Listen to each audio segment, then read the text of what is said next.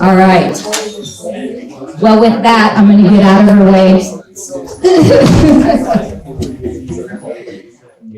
Thank you so much for joining us with the experience, and I am so humbled and grateful to introduce you and Dr. Anmol, right?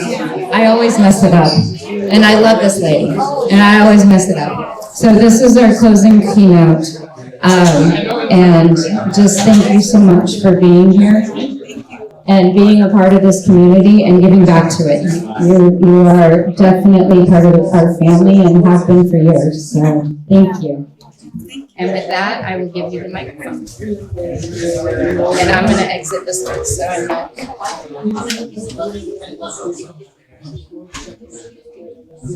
Thank you so much, Jen. Just want to confirm everyone can hear me okay? Yes? Okay. So I'm Anmol. I spoke here last year. You might have been here last year where I talked about adversarial machine learning.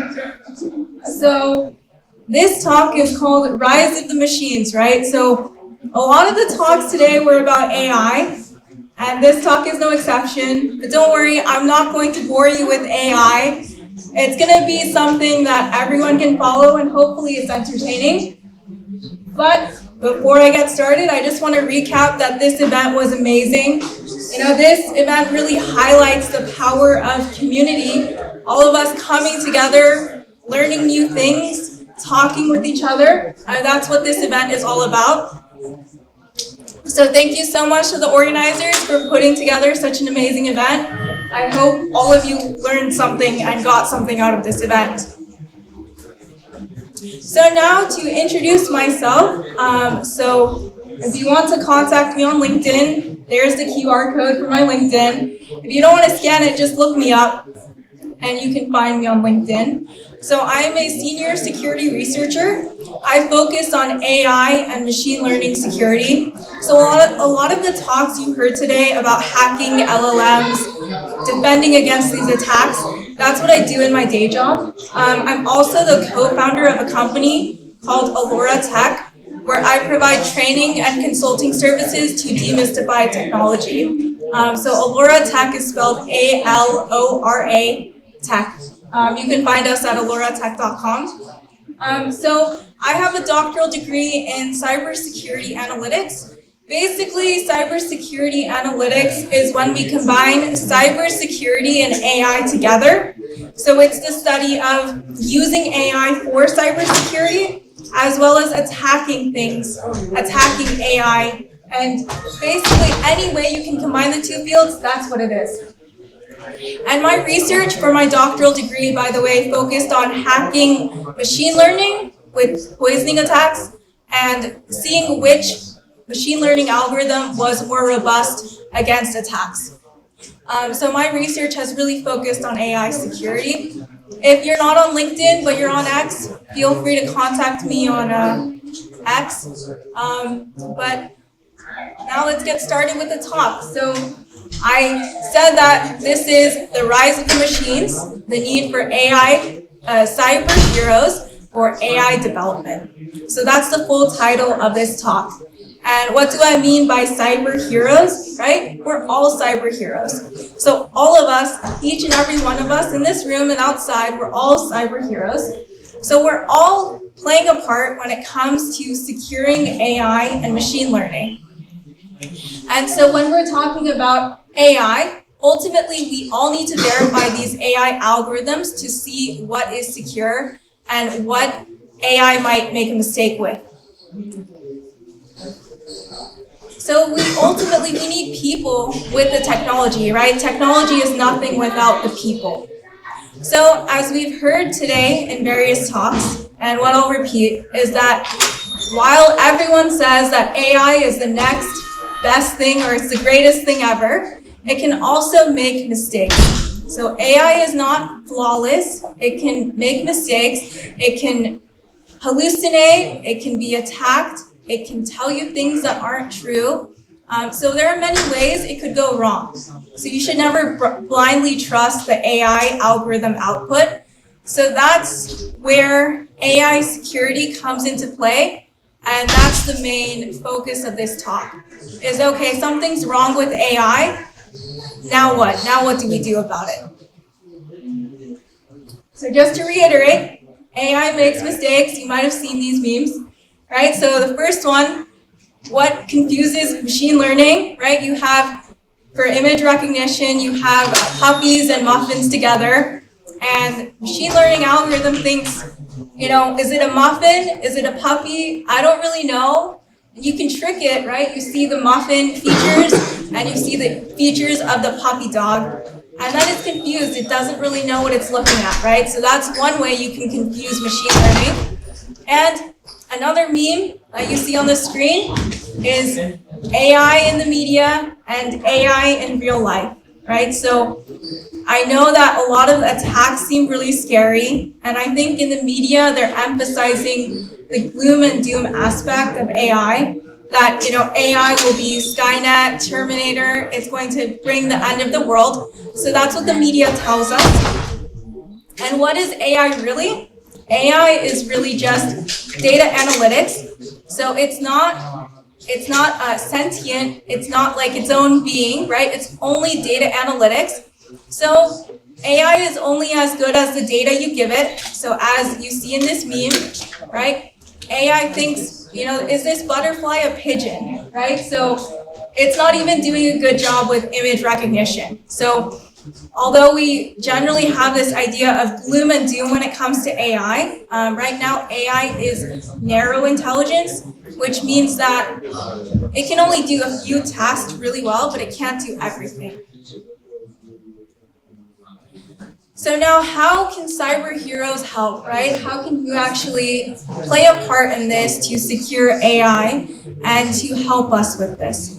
So the main idea that you might have heard of is this idea of human in the loop. So this idea is basically we want a human in the loop so that whenever we're deploying and developing these AI algorithms, we have a way to say, is this result accurate or is it not accurate? Is that really a puppy? Is that really a muffin? Or is it some random combination of the two and we can't assign a label to either of them, right? So that's what we're talking about when it comes to human in the loop. So you could also think of this as like a content moderator in social media. So on TikTok, Facebook, Instagram, they have a team of humans looking at all the content that is posted, and then it's flagged if it's offensive or violent content. In a perfect world, they would be able to catch everything. And that same idea of human in the loop applies. So here at the bottom, you'll see that I have this graphic here about how a human in the loop can actually be used throughout the AI deployment cycle. So the first thing is when you're designing and building your algorithm, the main thing about AI and machine learning is data. 70% of what data scientists do is about data cleaning, data acquiring. Only 30% of what data scientists do is the coding part of it. It's mainly 70% of data science comes into data. So that is acquiring the data, annotating the data, labeling the data, cleaning the data. So all of it's about data, right? So that's a big thing that we need people to do, right? How many of you have heard of Scale AI?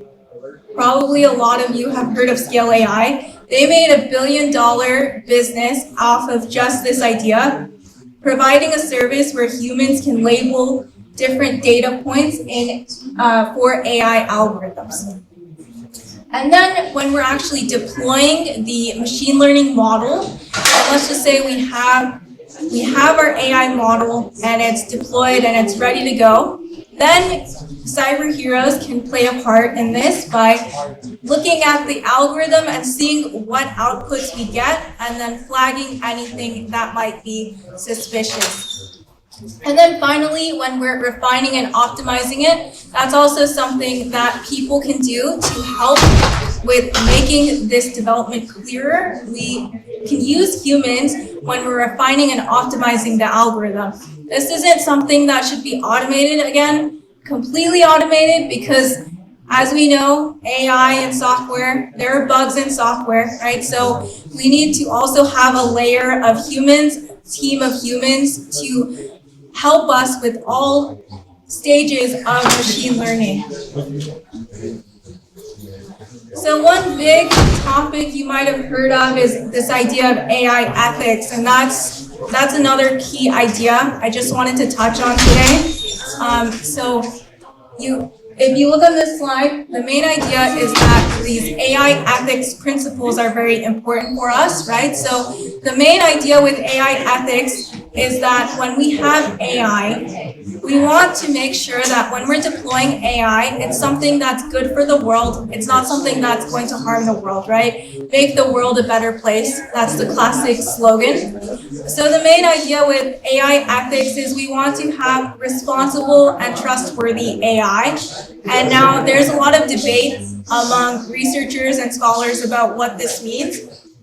But the main idea is that we want AI that's private. So that means, for example, if I have my healthcare records and I use healthcare and electronic healthcare records, and I'm using AI and machine learning within that system, I don't want someone to be able to access that healthcare information unless they're authorized to do so, right? So the big thing in AI and machine learning security is a lot of the attacks are trying to attack the machine learning model to harvest the data that's being used to train the model.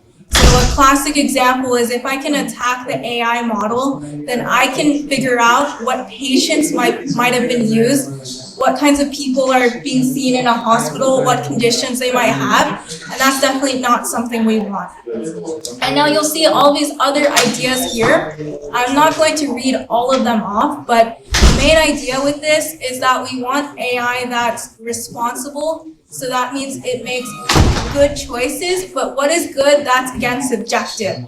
But in terms of AI governance, there's a lot of legislation now coming out. If you're interested, there's EU AI Act in the EU, and then there's the NIST AI Risk Management Framework in the US. Those are two main laws that I can think of right now. But all these different countries in the world, we're all trying to create AI ethics rules and what exactly constitutes a responsible and ethical AI. One big principle with AI ethics is this idea of fairness. So with fairness, the idea is that the same idea with fairness every day, right? So if I'm using my AI algorithm and I ask it a question, it should give me the same response as someone else from a different country or a different nationality or a different ethnicity. We should all be treated the same regardless of our nationalities, ethnicities, languages, right? And that's again a challenge because a lot of these large language models are trained on the English language. So a lot of these AI models are really good with English, but you ask it something in French or in Japanese or in Chinese, it's not able to give you a proper quality result. So that again is something that we need to be cognizant of, is not only AI security from a technical coding standpoint, but also the idea of AI ethics. So when we're designing and deploying these algorithms, we not only think about, okay, we can attack the LLM, but also what are the ethical ramifications of this and what would happen if this product was deployed in the world and what is the ethical ramification of them. So now going back to the theme of this year's Pacific Hackers Conference, right? Dia de los Hackers. So we're learning from others, right? So not only do we know what AI ethics is, but we also want to learn from others and learn what did you do really well that I could maybe adopt, right? Maybe you heard something in a talk today that you really liked and you want to adopt that or you want to use it for some other idea you have. So these 3 examples on the slide are examples of the industry actually successfully using the human in the loop approach. So here you see the first example is the Bloomberg terminal.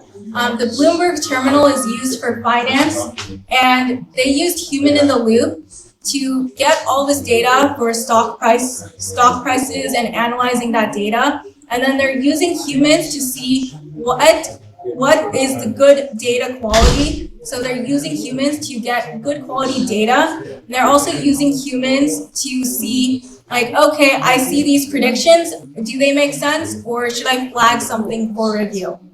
The next example is the Tesla. How many of you have ridden in a Tesla or you have a Tesla?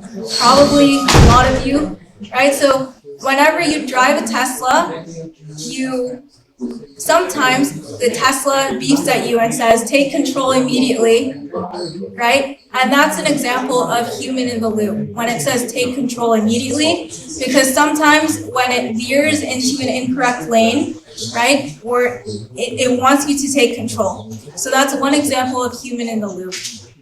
So we've seen with Tesla recently with the full self-driving mode, there was actually a controversy that it ran over a pedestrian. So now they're investigating that. That's actually recent news. So again, that illustrates the idea of we need human in the loop. You shouldn't trust a machine to completely do everything 100% accurately. It's still really a good idea to have someone take control if something goes wrong. And now the final example is an example of a startup that's using healthcare voice tech. So this startup is called Rain. It's a startup, I believe, in Europe, and they're basically using human speech to help you with healthcare. So, for example, if you're a patient and you want to talk to the doctor, that's one example. So they use humans again with data collection, data quality analysis. They also use humans to analyze the quality of the results. So that's something they're actively encouraging right now with this startup, is this idea of human in the loop.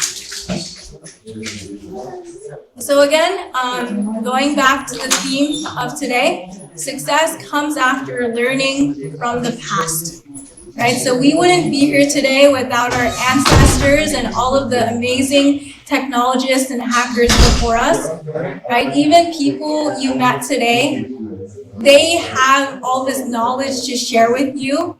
And from that knowledge, maybe that sparks another idea, maybe a startup idea, right? Just from learning from the past, telling you what they've learned, what mistakes they've made, you can take that knowledge and then maybe your iteration will be successful, and then you can pay it forward to the next generation, right? So this idea of knowledge sharing is not only we take the knowledge, but we also give the knowledge to the next generation and the generation after that, and so on. So definitely we wouldn't be here without, the amazing people that came before us in this field.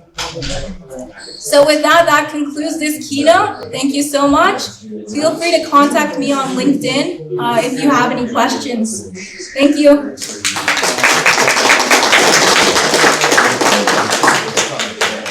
Any questions from the audience? Yes. Thank you for the talk. So you mentioned that psychological perspective, let's say that OpenAI ChatGPT you shouldn't expect like a great translation from French or any other languages. Well, okay, we can expect a good translation, but not actually properly talking into the other languages. But would it be a good idea to just from ChatGPT to inform about some limitations? Or, well, it's a bad commercial model, but would it be ethically to do that? Sorry, repeat the last part of your question. If ChatGPT would inform you about its limitation, but for example, using other than non-English languages. Yeah, so I'm not sure if ChatGPT has informed people about this limitation, but that's something in the media they have repeatedly illustrated is that all these generative AI models really only work well with English. Right, so that's something I do agree that there should be some kind of disclaimer. For example, with Notebook LM, right, it's the software that you can use AI to make podcasts, and that's from Google. And they have this disclaimer that make sure you fact check anything that you hear from this software because, right, as we know, AI can make stuff up, right? So we can't rely on AI. So yeah, I agree with you that there should be a disclaimer, and that's something I think more people, right, as we're playing with these LLMs and we're hacking these LLMs, we're seeing all these vulnerabilities, and then hopefully that makes the software better. So the challenge, let me explain it, is that there's a lot of data with English translations in English language, and there's not as much data with other languages like French, etc. Like any other non-English language, there's not as much data. So that's a challenge. One solution would be, of course, getting more data of all the different languages, right? That's always the best thing, is if, they go to another country, they could get that data, right? They could get French language data, or they could get Japanese data. But that's something, just the nature of these tools is a lot of them are developed in English-speaking countries. So that's why the data that they're using is with the English language. Any other questions from the audience? Okay, thank you so much for your time. Have a great evening.